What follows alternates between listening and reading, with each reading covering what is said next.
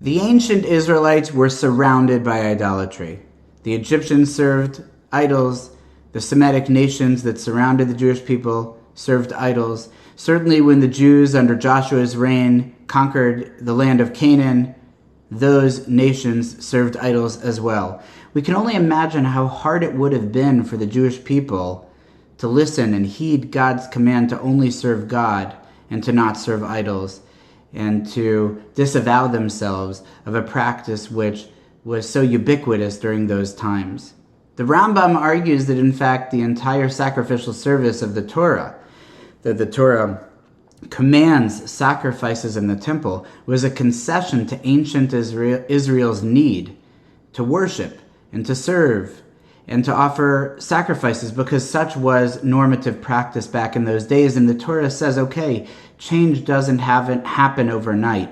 Change happens slowly over time. And so if we just say, stop all the sacrifices, let there not be a temple, then the Jews would just fall back to their old practices. Instead, says Maimonides, the Torah created the sacrificial system in the temple as a way to say, take all of those emotions and desires that you have, that you associate with idolatry, and let's target those.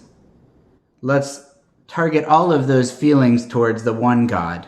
And that way, slowly but surely, the Jews would be weaned away from their idolatrous practice.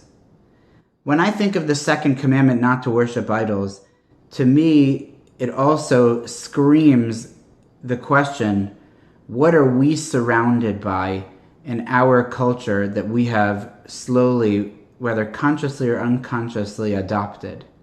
What morals and value systems, what activities have become so normative and so ubiquitous that, of course, we too desire to do them?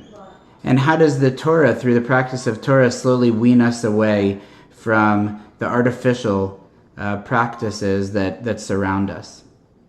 So that's a more broad perspective. I think it's a more expansive way of thinking about the second commandment not to worship idols.